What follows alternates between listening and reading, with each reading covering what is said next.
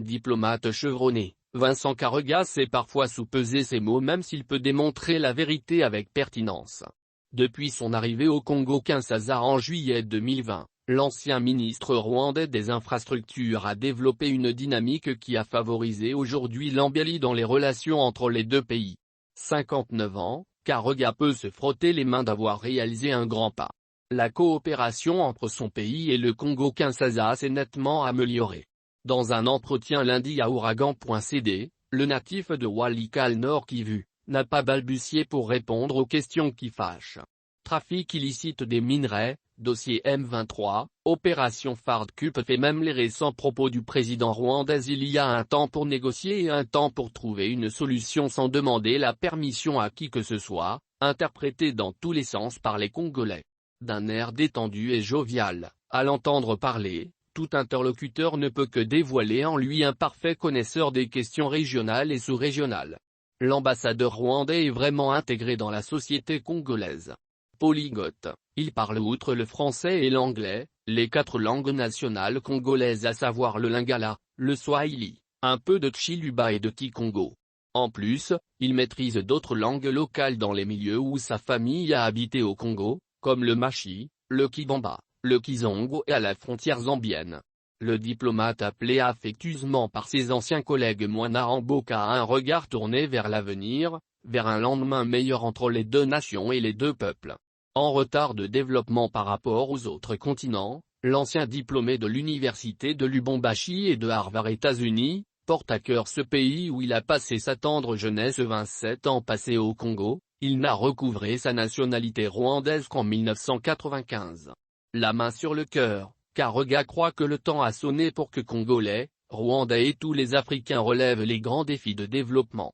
Monsieur Vincent Karega, vous êtes l'ambassadeur du Rwanda en RDC, êtes-vous satisfait aujourd'hui de l'évolution des relations entre votre pays et la RDC, 2 ans presque, depuis que vous êtes en poste à Kinshasa? Vincent Karega, en gros nos relations bilatérales et de bon voisinage vont bon train. Nos frontières sont ouvertes, les mouvements des personnes, des capitaux et du commerce transfrontalier sont bien facilités. La collaboration et les échanges entre nos institutions sécuritaires au niveau bilatéral et régional est bonne. Le plus grand changement noté est le niveau communicationnel entre institutions et population. Sur le plan de la coopération, il y avait eu en juin 2021, un protocole d'accord pour l'exploitation de l'or entre la société congolaise Orifère, Sakima Société Anonyme, et l'entreprise rwandaise Dité Ltd. Ce projet a-t-il évolué ou c'est un mort-né?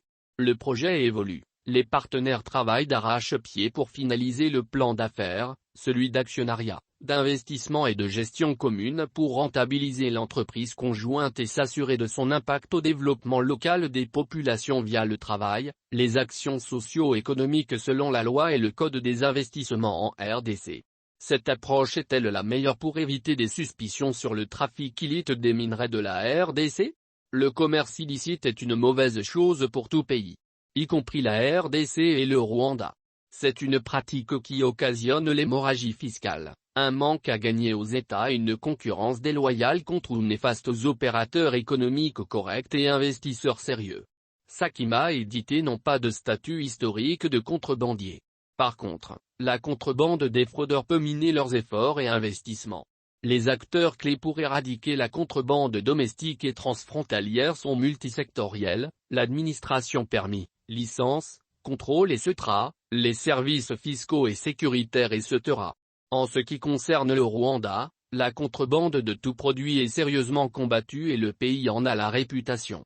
Le trafic illicite des minerais ne peut donc pas être jugulé par des entreprises privées mais plutôt par des institutions habilitées de l'État.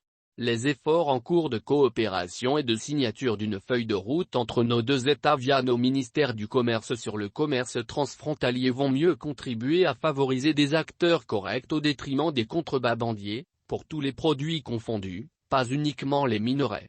Les deux pays s'étaient convenus également d'éviter la double imposition, prévenir l'évasion fiscale en matière d'impôt sur le revenu. Selon le communiqué final lu à Goma en présence des présidents Félix Tshisekedi et Paul Kagame, mais apparemment cet accord est resté sur papier. Cela n'influe pas négativement sur les échanges commerciaux? Les accords de non-double taxation sont d'application aux investisseurs de nos deux pays à travers la NAPI en RDC et RDB au Rwanda. Pas de souci à ce plan.